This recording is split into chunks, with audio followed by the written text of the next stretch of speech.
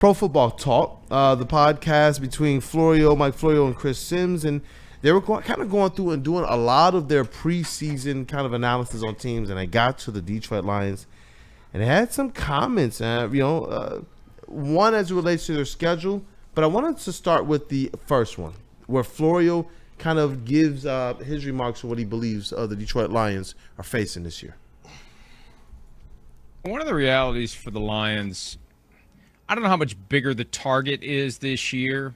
The target was as big as it could have been last year, and they answered the bell in the regular season. They just tripped over their shoelaces in the divisional round against the Commanders, to everyone's surprise, most notably theirs.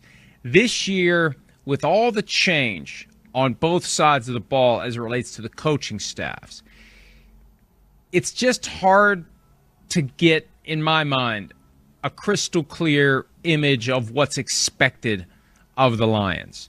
Win the division, yeah. Beyond that, I don't know.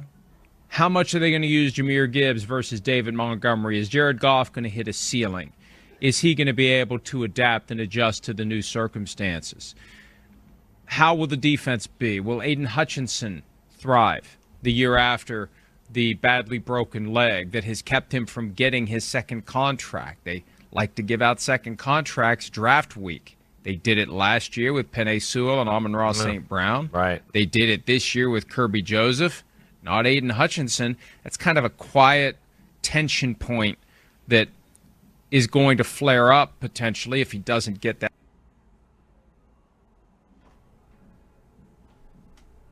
What? Okay. Cook, Kool-Aid. No. I'm because I've heard this clip so many times, and it's so crazy that we're sitting on the show now. We get to share the clip with the chat family, and you know what, man? I see the chat family.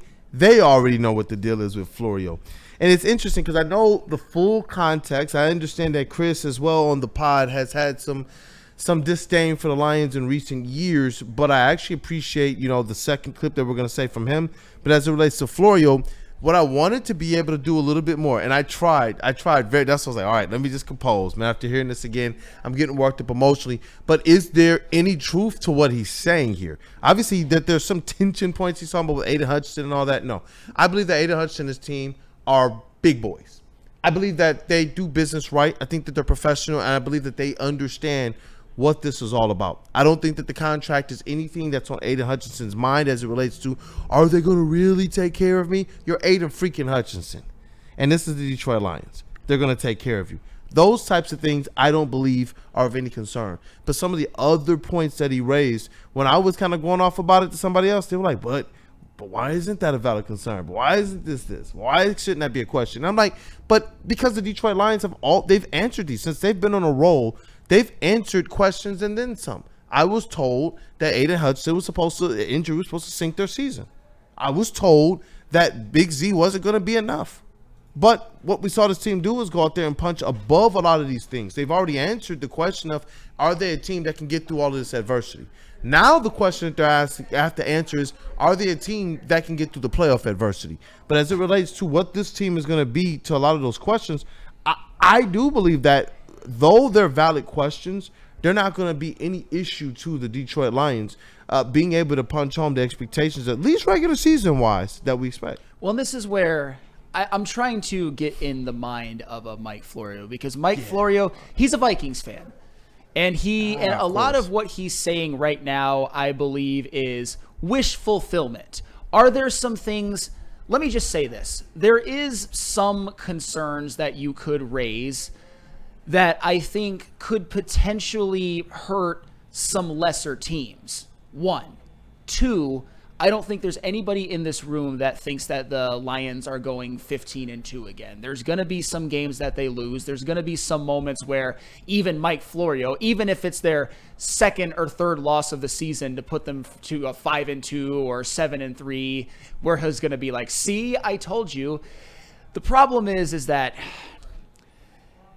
Lions, just win the damn Super Bowl next year. Because when you don't, even if there's a ton of caveats, there's always something that people feel that they can say. There's always something that is going to leave a bad taste in your mouth. There's always something that you have to prove, especially when you're a franchise that has been so morbid for so long and is now, at least in terms of regular season success, an elite franchise. One of the franchises you could probably count on like one hand and a couple fingers that are like Super Bowl favorites. It's just go out, win the damn thing, prove that last season's playoffs was more because of injuries than anything, and shut Mike Florio's smug Viking fan face up. And that's what I was going to say. The expectations that you're talking about, go out there and win the Super Bowl. It's no longer go out there and win the division. It's no longer can you go out there and win the playoffs. It's no longer can you go out there and win a playoff game. Now we're at that point. And you know what I do hear from Mr. Smug Florio? Just a little less smugness. If you remember the last couple years when we went and got these clips of the preseason expectations and his analysis of the team, it was straight up like, oh, the Packers and Jordan Love are so ready to take over the division. And then the next year, oh, maybe the Vikings are primed to this, that, and the other. This year is more like, they got these questions though. I don't hear the same gusto, the same, let's just bet. He's trying to ban, but his hands are shaking and all the dirt's falling off before he can get it on the Lions' grave.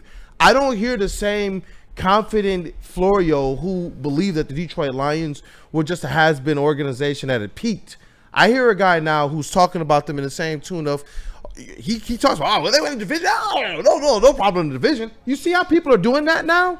Last year and the year before was totally different. So now what is it? Now all of a sudden you're going to find a way to get smug about a team, like you said, the expectation of Super Bowl. And for the Lions, I'm glad that the only way to shut these types of people up, and a large portion of people who are always going to try and hang 60 years over their head, hang what the Lions organization is over their head, the only way they do that is to win a Super Bowl. That is it. That you're 100% right. It doesn't matter how you do it. It doesn't matter how it gets done. And it doesn't matter what keeps you from doing it. The only way that you shut those people up is by winning a Super Bowl. And how do we know that? Because the closer and closer we get, the more and more we see them guys balking.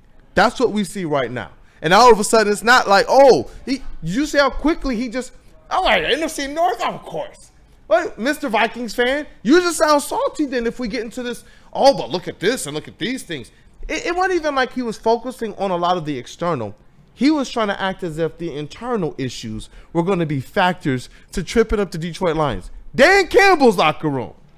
Yeah, those are the things I'm like, Florio, come on, my guy. And this is the season, too, where I think Dan Campbell really proves to, if the Lions still have a great season, their offense doesn't take too much of a drop-off or no drop-off at all. Same with the defense, which if they're healthy, they're obviously going to be better. If it's proven that Dan Campbell's leadership and, of course, top down from Brad Holmes is enough to withstand coordinators being poached to become head coaches of other teams, which happens to good organizations all the time. This could potentially be where Dan Campbell really separates himself. He already is one of the best coaches in the league, but if they can win a Super Bowl with a new offensive and defensive coordinator, that's where you're like talked about in the same breath as like Andy Reid. I don't think he'll be Andy Reid quite yet, but that's where I think if he does it this year, I think he clearly passes Sean McVay on the list. And I love Sean McVay. I got a lot of respect for him, but if Dan Campbell does it with two new coordinators. You know what it was, Sean? What? Exactly what the chirps were this offseason. It was crazy to hear like some of the NFL analysts say, whoa, slow down on some of the demise. But I mean by NFL analysts, the player ones, not the talking heads. I'm talking about the ones that are players that they're bringing. They're like, hold on, this is Dan Campbell's offense and Dan Campbell's defense. Some of these head coaches, they're more than managers. They're more than just, okay, I have an understanding, but we need to get the specialists. I thought that Ben Johnson was a specialist, somebody who helped take the foundation and add some things to this thing that made them that much more dynamic. But all these people are continuing to say, hey, Dan Campbell's still the guy, though, who has his hand on the pulse of and the foundation of both of these. He laid that. He poured that foundation. He allows his coordinators to build on that foundation, which is what we see out of those coordinators, out of those head coaches and teams, that despite what happens to good teams, where they get their players, some of their best players are going to lose, and some of their coordinators and positional coaches are going to lose, how do they continue to just keep the ship running forward, it is because of those legendary coaches who have their hands on both and a great understanding of both the offense and the defense. Sure. And Rando Smalls in the chat. Sam, I agree. The Lions might not go 15-3 again, but I won't count this team from going 17-0. Rando, I don't even think that's a good thing. First off, there's no chance. I'm not trying to insult you or anything, but there's no chance whatsoever with their schedule. You think you're winning all of those road games, but I don't even think that's a good thing. I think that the Lions, and I get it, there were a lot of caveats to why, but I think last year also showed that 15-2 was awesome, and I'm all about getting 1 seeds and advantageous playoff matchups. I get that, but at the end of the day, I think it's just as good for the Lions to go 12-5. I think that could help them pace themselves a little bit better, maybe give them some in-season adversity that they didn't have really towards the end of last year. I honestly think, and this isn't a bad thing, the Lions had us all believing that they could do something that damn near no team in NFL history has done, which is win a Super Bowl with all of those injuries to key players because they had withstood it so well in the regular season. And the team that did win it was the most healthy. Sure, but the point is that it was always going to be a big-time uphill battle, more than we ever realized. So in my opinion, be 12-5, win the division, hopefully get the 1 or 2 seed, be healthy, and then let's ride. Let's see if the Lions can get this done with a more healthy roster. And hell, maybe next year, nobody's talking about this, maybe some other teams have bad injury luck. I never root for injuries, but it happens to teams every year. Shout out to Derek Carr.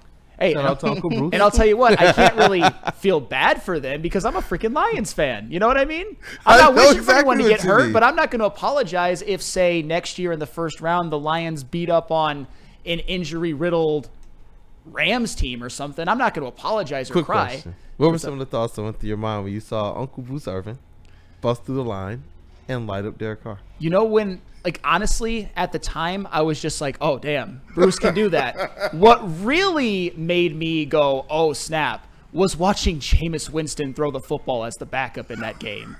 Good God, was he bad. Good God, was he erratic in I didn't know we were going to find a way to get to the roadmap for Fennel to take a shot astray at Jameis Winston. But I love it. Like, in an isolated game, you might just get all-time morbidly bad Jameis Winston. If you give him a couple of starts, he'll give you some games where he puts up a lot of yards and touchdowns. But in that game, the downgrade from him in that game to from a Derek Carr in that game, I truly believe that Bruce Irvin injurement of Derek Carr won them that game. And that's fine, by the way. It happens. Jameis Winston's a spin on the roulette wheel. You're either you're hitting or you're not, man. Yeah. And you're all in. Yeah. And Weezy D313. Oh no, it's the rest of the NFC's turn to get hurt. You know what? Again, I'm not going to root for injury because I like seeing the best players play. Like Flannel happen to be the voice of reason. But at the end of the day, the point is that you never apologize for winning playoff games. You never apologize for anything like that because the Lions were on the other end of that last year, where I think a lot of us feel like injuries really robbed the team of the success that they would have had. You still should have won that Commanders game. I'm not giving them the excuse for winning that Commanders game, but at the end of the day, man, it was always going to be a battle that I ultimately think they wouldn't have won to win the Super Bowl with all of those injuries, including first and foremost, Mr. Aiden Hutchinson. And you know what? Eric Allen in the chat with a couple bars. This is MCDC went from 3-13-1. Yep. Shout out to him with the 3-1-3 to 9-7 to 12-5 to 15-2. It's like if you have to be bad, find a way to get 3-3 in there. But he says F anyone who questions MCDC on his coaching. They're just haters, and that's it. He's 39-28-1 in 4 seasons with the Lions. And that's with a 13-loss season. Yeah, there's nothing you can question about Dan Campbell in terms of overall him being a great head coach. I just think that this upcoming year is a challenge that I ultimately think will make him even better. But it certainly is a challenge. And even if it doesn't matter ultimately, imagine if the Detroit Lions, let's just say this. It might not matter, and I hope it doesn't happen. If they lose week 1 to the Packers, it might not mean a damn thing, but you're going to hear rumblings. You're going to hear rumblings. Those are the things that the Lions fans, us as fans, are going to have to deal with unless they somehow, some way have as good of a regular season as the last year. But we know in our heart of hearts that, just like I say with slumps in baseball, losses are going to happen. You don't want them to pile up, of course. You don't want to ever feel like you're fighting for your playoff life, but you're probably going to lose. And I'm saying being the Detroit Lions, probably going to lose at least 5 times, at least 4 or 5 times, and you could still be the best team in the NFC. Yeah, and Ed O'Neill, right on point, because this was going to go along with something I was going to say too. He says, what if the Lions start off slow, but they get healthy back half of the year and finish 11-6? Are you confident in them, Sam and Woodward Pistons? Yeah, that was the floor for me, for this Lions team. I could see them going, winning 11 games. And how do the Chiefs fans react when they win 11 and they make the playoffs? It's like, oh, it's time to do work. This is what we do. It's so different seeing their fans react and respond to the ups and downs throughout their season. Like these teams, like the Patriots, the ups and the downs of the seasons. They can go through that. They see a loss and they're just like, oh, we're pounding the next 10 teams. And that's the confidence they have as fans, and you see that confidence exuded in their team as well.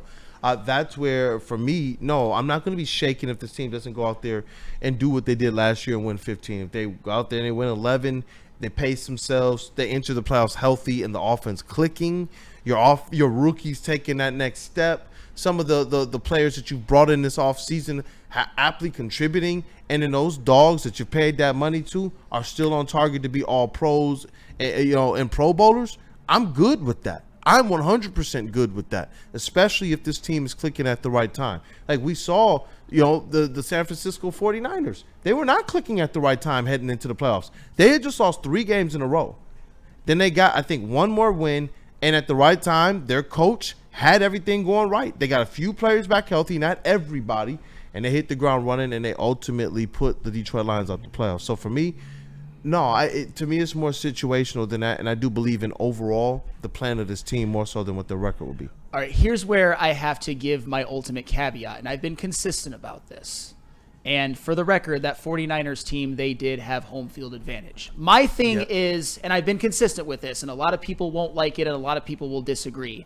If 11-6 gets them the division title, I'm supremely confident. If they get off to a slow start, are healthy, win the division, I'm supremely confident. If they have to go in as a wild card, and I know that you're not going to like it, I know nobody in this room is going to like it, I know nobody in the chat's not going to like it, I'm not picking a wild card team to make the Super Bowl. Never have, never will, even if it is my beloved Detroit Lions. Is there a team, because I know we got the other clip too, is there a team in the NFC North that you, which are the teams that you believe can get to that 11 or 12 wins? Because I honestly don't believe it's going to be as robust this season as it was last year, though I still believe they're going to be good teams. Wins-wise, though, I just don't think that we see that peak. You look at how many wins the top teams in the NFC North had. It was top heavy. See, I think 11 gets it done. I really do. I do too. Actually. I think 11 gets it done. I think that NFC North is going to have 3 teams that are legitimately fighting for playoff spots, and maybe a 4th that maybe wins 7 or 8. Chase? I'm seeing a couple 9, 10 wins for the 2nd and 3rd place teams. Yeah. I don't remember if it went through or not, but if they did pass that rule where a wild card team with a better record would host the division, did that pass? Lions withdrew because they didn't have all the support necessary at that point, but supposedly they're going to eventually bring that. I was going to say, if that's the case, Sam, would that change your opinion? Absolutely. 100%.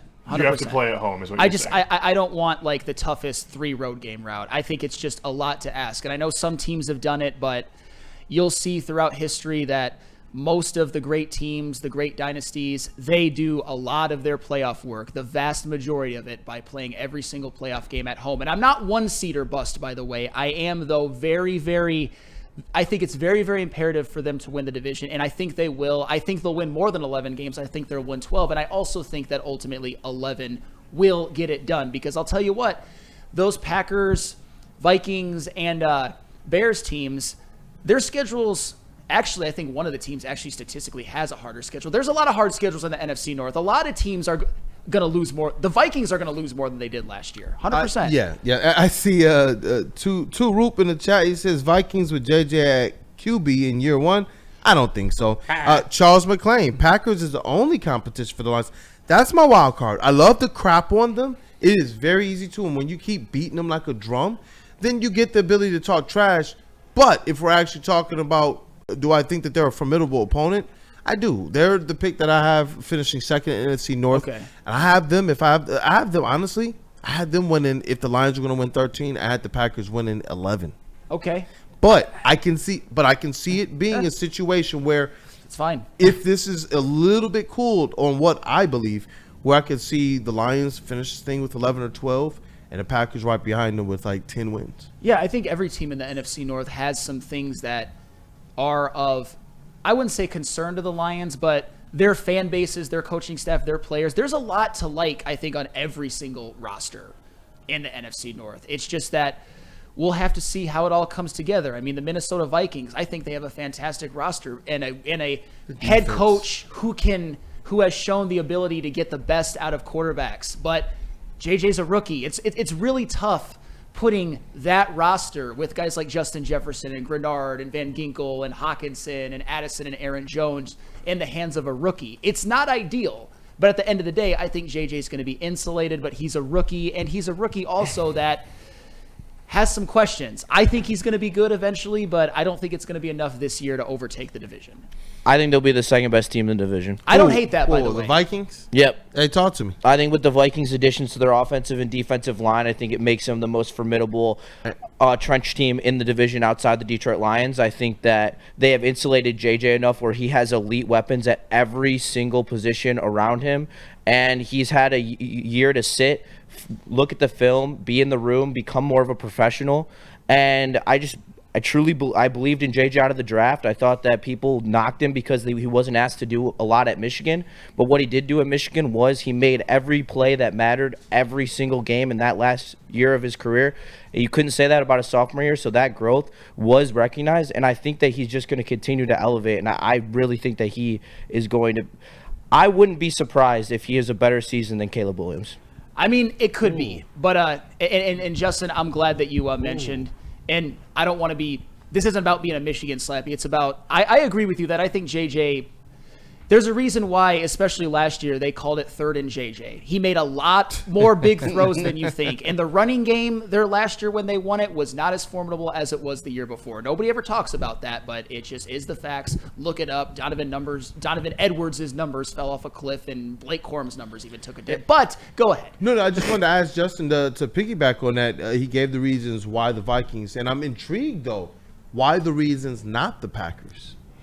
I really don't like the Packers offseason. I don't think that they really did a lot. I really don't like the Packers. I just don't think, like, Matthew Golden, is that really what's going to take you to the next level? I don't think so. I think Jordan Love had that sophomore regression, and I think that that's more of what you're going to see. I think it'll improve a little bit this year, but I just don't think the Packers have the roster through and through to even compete on the level of the Lions and the Vikings. I just think that the rosters are so much better.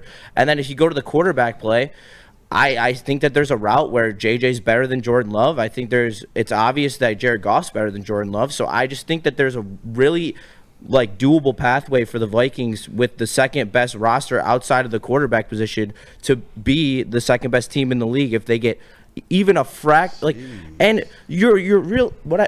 Where I went with this take is because Sam Darnold looked like he was God in that system last year. Like, he was untouchable, and until the very end, into the playoffs, where the schemes got tight and he had to make tighter throws than he was used to, and he didn't have all those openings.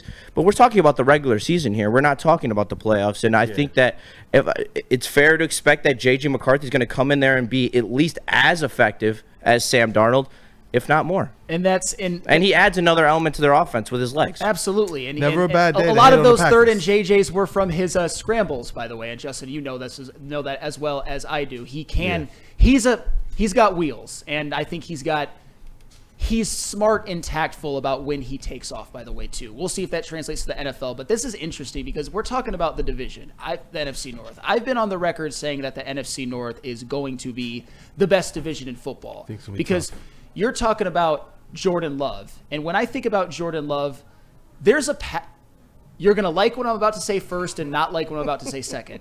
I think there's a pathway for Jordan Love to be the worst quarterback in the division this year. I really do. I think that's so fair to say. But there's also a pathway for him nipping at Jared Goff's heels. Whoa. I think the first scenario is I actually don't think either Here we go. is going to play out that way. But at the end of the day, I see a lot of things to like with every single team. But I think the other teams have more flaws. And certainly when it comes to quarterback play, JJ's a rookie. Caleb's in his second year. Jordan Love has been up and down. I'm more confident in Jared Goff leading this offense this year than the other quarterbacks of the other offenses this year. And I think that could ultimately be the difference. And, oh, by the way, best run game, too. That plays a big role in it as well. Probably by far. Actually, definitely by far. Although Josh Jacobs is pretty damn good. But it's not Gibbs and Monty.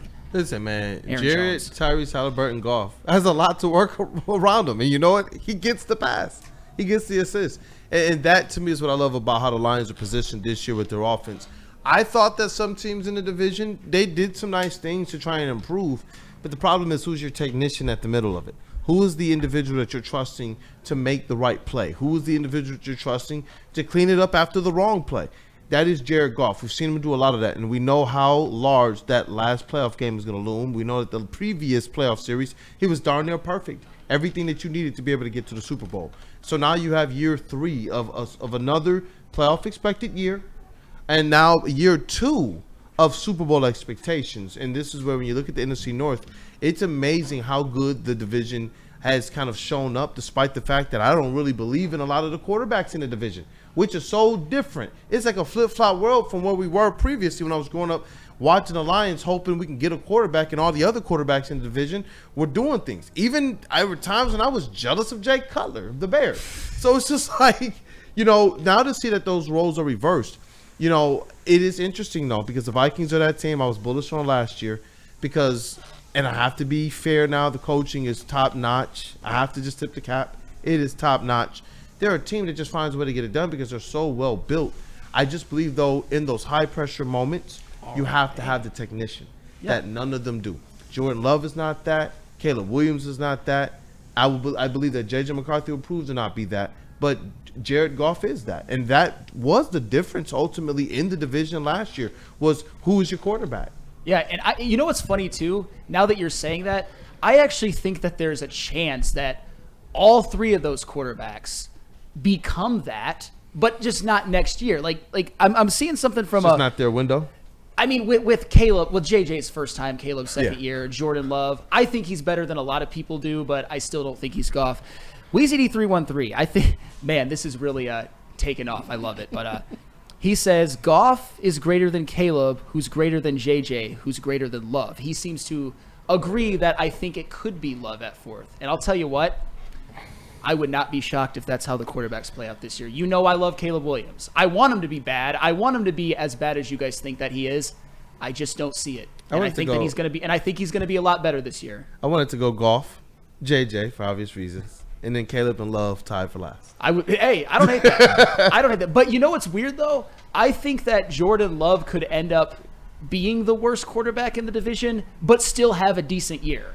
I'm not calling for him to have like 15 touchdowns and 20 picks, but it's just there's a lot of potential with Bears and the Vikings. And I also and Caleb and JJ, and I think there's also a lot of potential insulation with the coaching staff, with the moves that the Vikings have made in the last couple of years, with the Bears shoring up their offensive line more with some veterans. It's going to be interesting, but the bottom line is, and I've never varied away from this, even if you think I glaze other teams, the Lions are the favorite. I think they win 12 games. I think they